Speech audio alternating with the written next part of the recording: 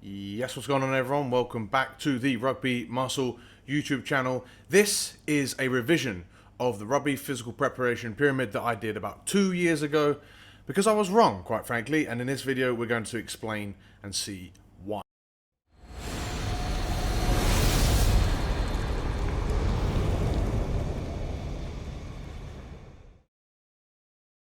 So around 2 years ago now, I came up with the Rugby Physical Preparation Pyramid. This was my way of sort of illustrating and really wrapping my head around and trying to explain to everyone else what you need to be doing as far as your strength and conditioning goes in order to improve your rugby performance and be the best rugby player that you can be.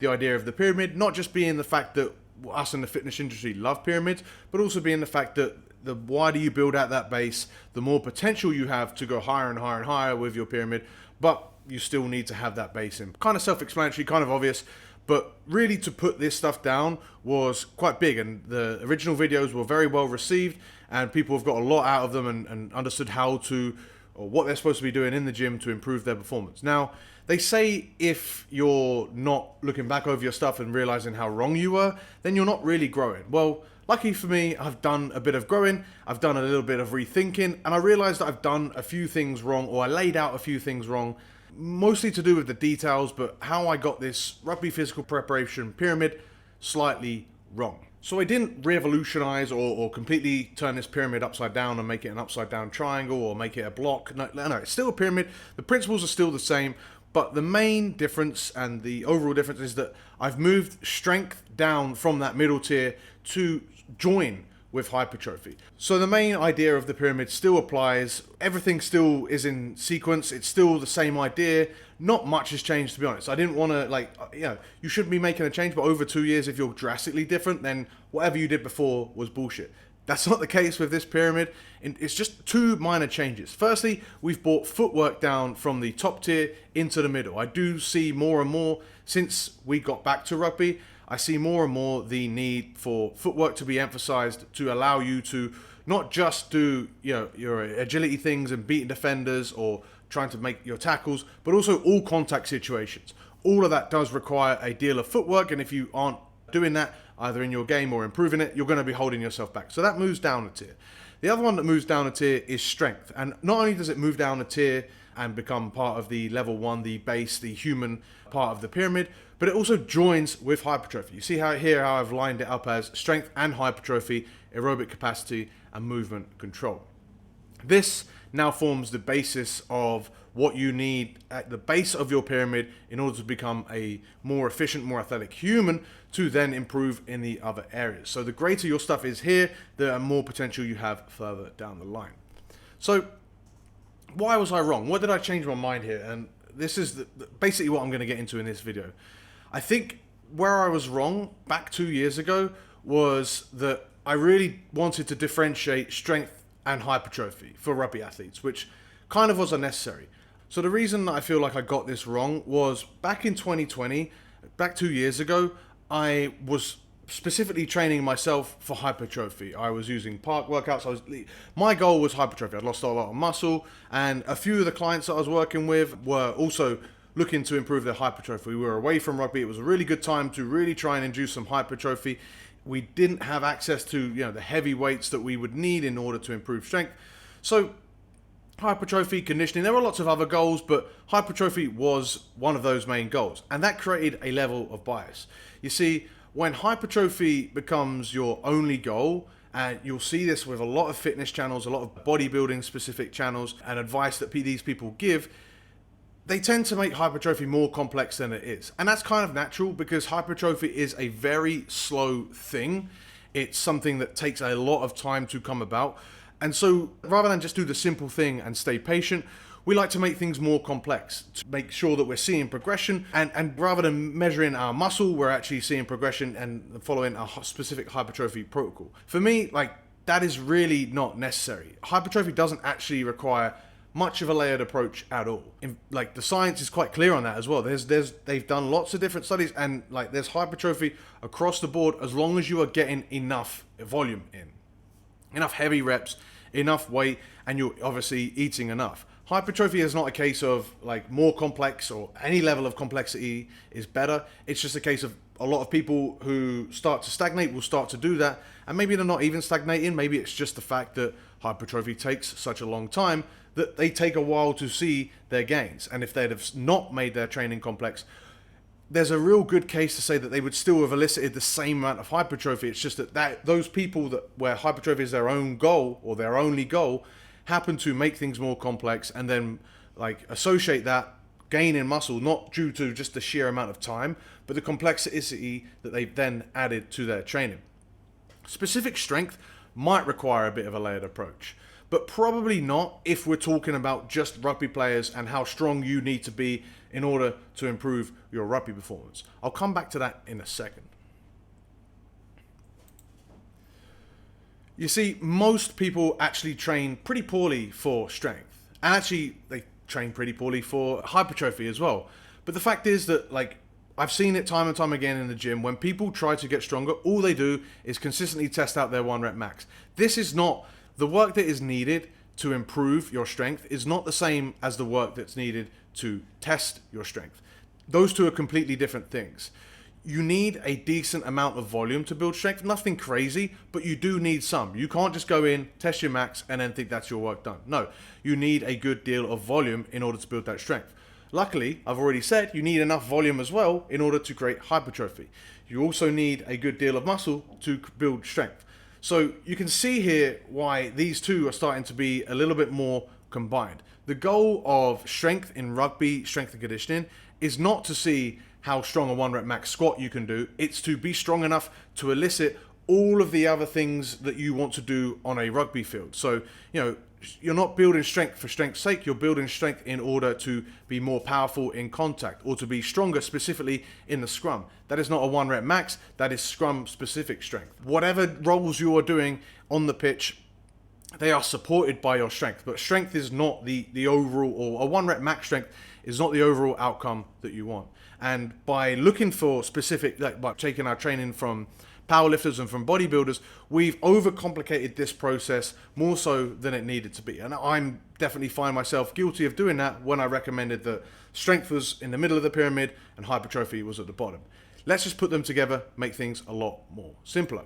So the solution here is getting big, getting strong. You don't need to really wring out that sponge. I'm not sure if that's how you spell ring, but you don't need to really use this level of complexity when it comes to strength or hypertrophy when it comes to rugby. You need to get strong enough in order to,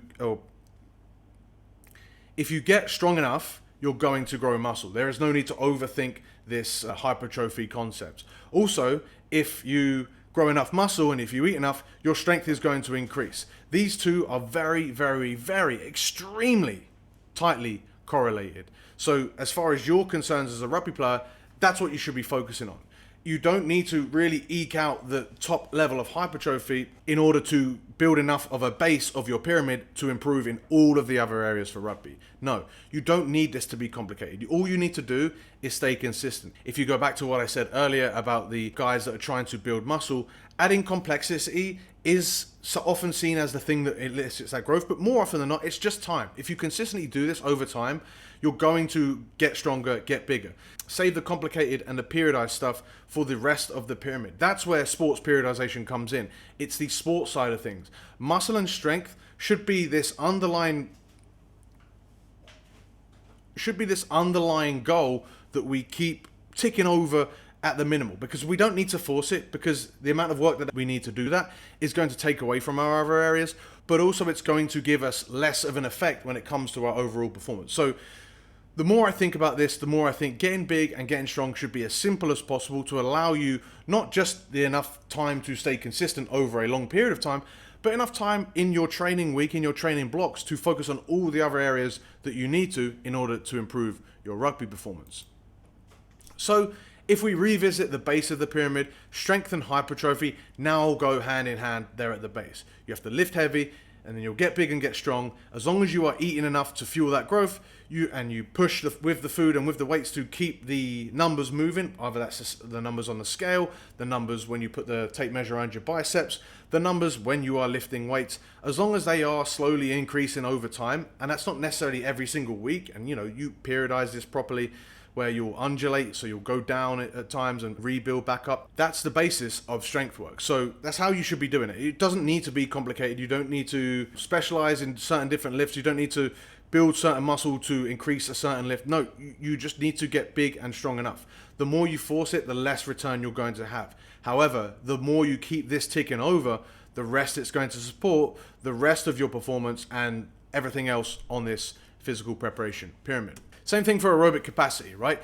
This is talking about getting fit over long periods. This is not something where you increase the intensity and that's going to increase your output. In fact, if you get your intensity too high, you won't improve your aerobic capacity. Your heart will be working too hard for you to improve. More on that in all of the other videos on this YouTube channel. Understand this is something that is going to take a long period of time.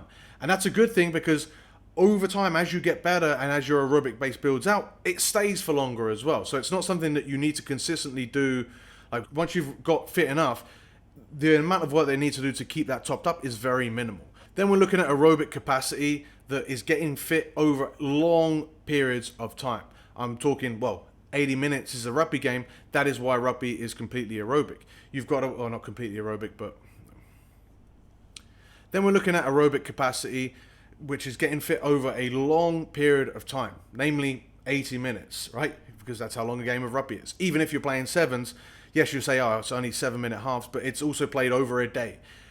This sport is fueled by your aerobic system. The stronger your aerobic system is, the better your recovery, the more you're going to perform your high intensity bouts, and the better you're going to be at your high intensity bouts because you recover. That is what aerobic capacity is about. You cannot force your aerobic capacity to improve by increasing intensity. In fact, intensity has to stay low enough by definition in order to get the improvements from your aerobic work. If your heart is working too hard, you don't get those improvements. So you have to keep your intensity low. You have to increase the amount of time that you're using, or not even increase, but just put in the time. That might be over weeks, months, that might even be years. Well, not before you see a benefit, until you stop seeing consistent benefit in your game. A lot of you could be doing aerobic for years on end and continually see yourself getting fitter and fitter and fitter on the rugby pitch. The cool thing about the aerobic system and all of this stuff actually on the base is that it takes a long while to build, but once it's there, it's going to stay, right? If you're someone that's taken, to go back to the strength and hypertrophy, if you're someone that's taken 5-10 years to get a good deal of strength, the amount of work that you need to keep that is very, very minimal. To keep a good deal of that strength is very minimal. In fact, you could do nothing and you would still keep a lot of your strength, a lot of your hypertrophy. You wouldn't just lose it and shrivel up over the course of 1 month and lose all your gains. That's not how this stuff, particularly on the base, works. Same thing for movement control. Movement control is about moving more efficiently and freely. And if you can just build good basic movement, I'm talking your basic movement patterns, your squats, your lunges, your runs, your joggers, your locomotion, your rotation, all different movements that you need for rugby, but also just for general movement. If you can build that up, you're going to see that that's going to take its time, but you're also going to keep those good movements. You're not going to lose your movement quality over time, right? But if you get that movement quality to a really decent level, it's very rare that you'll see someone then stop being able to sprint effectively or stop being able to do whatever movement they need for rugby effectively because they've stopped working their movement control. This is something that, again, takes a while to build up, depending on how low on the rung that you start. But over time, the better you get, the more this stuff stays and has an effect. Again, it's like everything else, and this is a main feature of this, the components of the base of this pyramid, is that if you get good enough, then that's all that's needed. You don't need to force this. You don't need to wring out that sponge, as I mentioned earlier. If you get fit enough with your aerobic capacity, if you get strong and big enough, we're talking about your strength and your hypertrophy, and if you move well enough, then your time in the other areas can be really well spent. If you're not good enough at any of these three things, you're severely holding yourself back. That's why it's the base in the pyramid. You need to get this in order to build out the rest of your pyramid and get as high a pyramid as you can. Remember, you're going to be judged on the size, aka the height of your pyramid. So the wider you build this out is great, but there's no use building it wider and wider and wider without getting that height that that base then allows for. And so general points for the base of this pyramid before we wrap this video up is that these three things all feed into each other, right? So the stronger and the bigger your muscles get, to an extent, the easier all of your aerobic work will become. Not necessarily if you're talking about doing like long runs, but the easier your fitness will be on the rugby pitch, because you'll be stronger in those contact situations. You'll be using less of a percentage of your overall total strength to stay fit. Likewise, if you stay fit, then it's easier to build muscle, build strength, because you can get more work done in the gym. Likewise, if you move really well, you can build your strength and your hypertrophy because you're moving really well. You can recruit muscles properly. You can do movements really well without getting injured. You can also, if you move really well, stay fitter because you're not using as much wasted energy moving poorly, turning poorly, running poorly with poor mechanics. The better you move, obviously, the more energy you save, and therefore the fitter you get. Also, if you get stronger, right, you're able to then have more control in your movement because you can control stronger muscles easier. That's why gymnasts have fantastic, they're all jacked because they're really strong and they can control their muscles properly. So that helps them to move properly. Same thing for your aerobic system. If you are fit, then you are less likely to have movement breakdown as you get into the later minutes of a game, or just in general, right? You don't get tired as easily, therefore your movement doesn't break down as poorly. These three things don't just feed across each other, they feed up the pyramid. I haven't got the rest of this on this slide, but going up the pyramid where you've got your footwork, you've got your speed, you've got agility, you've got all these other things up the pyramid. These are all benefited by these three things on the base. That's why they're there. Also, please note that the stuff on the base of this pyramid, a lot of people who are successful rugby players particularly will have these naturally. You know, you can point to lots of people who are naturally really big and strong, or you can look at people that are naturally really fit or that move really well. They already have a leg up, and they might already have the potential, because of their birthright, without ever stepping in the gym or doing any of their strength and conditioning work, to be at a higher level than some people who train perfectly ever could reach. That's just genetics, folks. That's just the way it works. So not only is this pyramid like a training goal, it's also, this pyramid is like a deciphering of the physical components that you need to be a successful rugby player. It doesn't mean you necessarily have to work at strength and hypertrophy. If you already have it, then it's already there. You've already got a good base before you've started. These are all, as I've said earlier, long-term training goals. These aren't things that you're going to focus on just for a month and then move on to everything else. These three things should be underpinning pretty much all of your rugby specific training year round. That doesn't mean that they're the main focus, probably ever. Maybe aerobic can be, maybe these three things can be. No, yeah. That doesn't mean that they have to be the main focus that year round, but it does mean that they probably should be there, which is benefited by the fact that we said, you know, your strength and hypertrophy work doesn't have to be that complicated, nor does your aerobic capacity work have to be complicated, nor even does your movement control. You just have to put in the work. It's not complicated, but it has to be there consistently. And so that helps you stay at a long term whilst you're shifting your focus on all the other areas that you need to focus on for your rugby strength and conditioning. And so that's kind of it, right? That's as simple as I can make this stuff, and that's what it should be. It should be simple because we're looking at the base of the pyramid. We're not looking at anything fancy. We're not looking at, you know, going from a 250 kilo squat to a 255 kilo squat. We're looking at getting strong enough to allow you to do everything else in rugby, and then maintain that strength, maintain that hypertrophy, maintain that aerobic system, and maintain that movement quality that you've got by building this base. Over time, you're slowly going to keep widening this base by working at these things, but you're also going to make sure that you are building that pyramid up and up and up and making that pyramid taller over time. Doing this stuff is going to allow you to do that, but that is not your only focus. Okay, I've belabored this point enough. Hopefully by now you get it. If you have any questions or thoughts, or even just comments for the algorithm, pop them in the comments below. If you're down there and you haven't given it a thumbs up, please do take that 1 second to give this a thumbs up. If this is your first time on the Rugby Muscle YouTube channel, please consider hitting subscribe, because I'll be expanding this pyramid. I'll be doing a lot more talks on rugby specific strength and conditioning. I'll be doing lots of interviews on the Rugby Muscle podcast. So if you don't want to miss out on any of that stuff, hit subscribe. And if you'd like to outsource all of your thinking for your rugby strength and conditioning, links to work with Rugby Muscle will be in the description below. Thank you guys so much for watching, and I'll see you in the next one.